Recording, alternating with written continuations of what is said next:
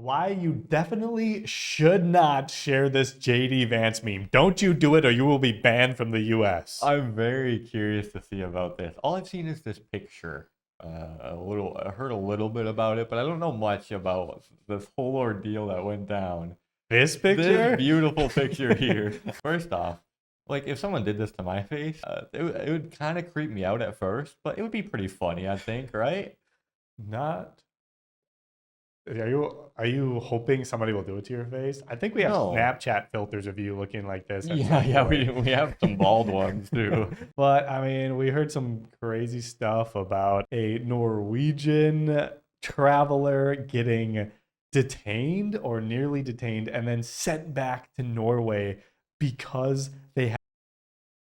What a terrible moment. I think that was JD Vance. They're sabotaging us. The dang NSA, CIA, whoever the heck just overloaded the battery on this camera to make us stop making this video, but we're not going to stop. He may not have a lot of eyeliner in this picture, but his eyeliner has been attacking us, and I am not standing for it. The crazy thing is, making this video and putting this on our channel, in today's climate, with the way the political structure is in the United States, there's like a possibility that this negatively affects us somehow. Trump's been talking about how he wants to send American citizens to El Salvador's prisons.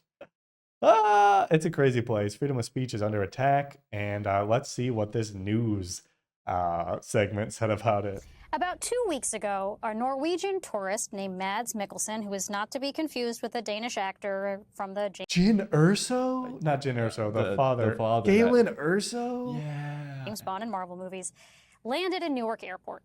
On arrival, he was detained by immigration agents who demanded access to his cell phone and then denied him entry to the U.S. Do they have the right to look through the cell phone? I believe they have the right if it's not a citizen, possibly. That's their loophole there. Still I wonder if that's the same in other countries. Like, because we've been traveling around. I mean, we're in the Philippines right now.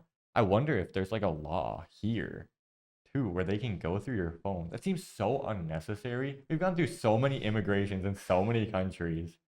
They ask us some weird questions, but they've never asked to see a phone. Why him specifically? Usually, like, the whole Trump thing was, oh, we should have people come from the good countries, like Norway. That was like one of the things he said that was super controversial. And then they're looking through this guy's phone? Why? As one Norwegian news outlet, which spoke to him, reports, quote, Mikkelsen says that after being warned he could face a fine or even prison, he gave immigration officers the PIN code to his phone. He was then confronted with its contents, pictures the officers found questionable. In particular, a meme of U.S. Vice President JD Vance, portrayed as bald, and a private photo of a pipe. Specifically, Mikkelsen says the immigration officials objected to this viral meme of the vice president depicting him as a bald baby. This I mean, it's crazy. Come on. There's nothing wrong with that. Like, even a JD Vance supporter could see this and think it's funny. I don't know. Maybe not a JD Vance supporter. They might be a little bit sensitive. But always, if someone did this to some political figure I agreed with, I wouldn't care. That's the entire point, or supposed to be the entire point of like the United States Constitution, is that you can do this to political figures. You have freedom of speech. You're supposed to be able to do whatever you want in this regards, like political satire. But now under the Trump administration, you know, they were talking about how free speech is under attack. But now suddenly all these free speeches, whether it's pro-Palestine stuff or attacks against Trump or his cabinet, suddenly that's not allowed. No. We need another person to buy a famous social media platform so they can restore free speech. Yes, exactly. And hundreds. Or just turn it into a Nazi hub. Yeah. Apparently. We can ask Glork. What the heck's the AI? Something weird like that. I don't know. It's like it are all over the internet, as some of our viewers may have seen. Now, U.S. Customs and Border Protection has responded to these allegations. They say Mikkelsen was not denied entry to the United States because of this meme you can see on your screen. CBP says that it was over, quote, his admitted drug use. Mickelson says that he told the agency he smoked marijuana exactly twice in his life, once in Germany, once in New Mexico. But Legal not in everyone most seems states. to believe that explanation. And if anything, suspected censorship of the Vance meme may have brought even more attention to it, which can happen in cases like this. Yesterday, Democratic Senator Ron Wyden of Oregon shared the viral meme of Vice President JD Vance on social media. And in fact, that meme, the one you're looking at right here, even made its way to the floor of Irish The Parliament. more I stare into its eyes, the more funny it becomes. To I know, me. like it looks like it could be a real person too, and like just the plumpness of everything is amazing. We're watching a major incursion on freedom of expression, unthinkable in a Western democracy. This week, a young Norwegian tourist detained by ICE at Newark Airport and sent back to Oslo. Why? He had this meme on his phone, Minister. A meme depicting Vice President JD Vance as a babe. Did you see the guy in the back A there? meme He depicting let out a nice Vice smile, President JD and then, Vance oh, as a cheers, baby. cheers. I mean, Yeah. extraordinary, extraordinary. That a young person with this amusing meme on their phone depicting a public person, that this would be used as an excuse to detain him for 5 hours and then deport him back to Oslo. Insane.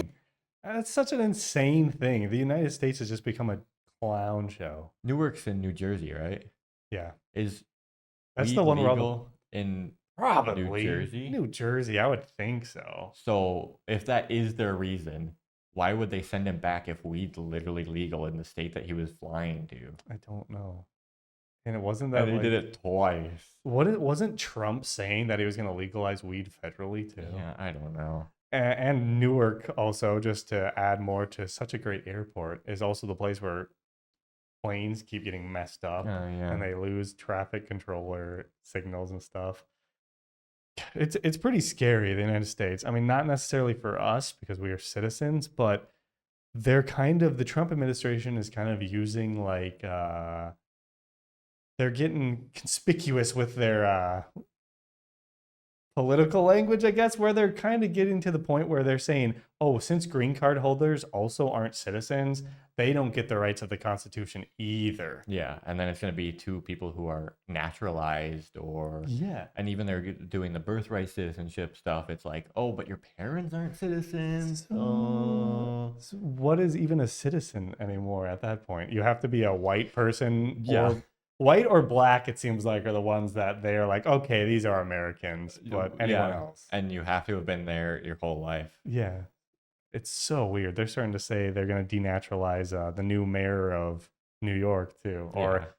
primary winner, probably the new mayor. Again, DHS and CBP deny that's the reason. But, you know, just in case they are not telling us the full story here, please, dear viewers, I hope you take appropriate precautions. I strongly recommend that you do not try to cross the border with this meme on your phone, or this meme, or this meme, or this one. There is Nice. absolutely nothing funny about having any of these on your phone. We are just looking out for your own safety here. This guy, JD Vance, thinks he's like a sure lock. He's going to be president in 2028. You know he does. Yeah, he's a weird one too. He was just pushed to the side when Musk was around too. But we have another video here about the memes as well. It's kind of more of like the history of the memes too, since it's like become such a big thing this past week. JD Vance. There's no people after like the debate he had, the vice president debate, they're like, oh, he's actually a smart, intelligent man. But then if you can refute anything that he claims is smart by just looking at what things he said like 5 years ago, and he says the complete opposite of what he wants now. I thought the biggest thing in that debate that they had, I don't know if any of you guys watched the vice president's debate, maybe not, but there's a point where he claimed, he called to the moderator because the moderator tried to like fact check him because he lied, just so obviously lied. And he was like, I thought we weren't fact checking in this debate. We agreed upon that. How sick is that?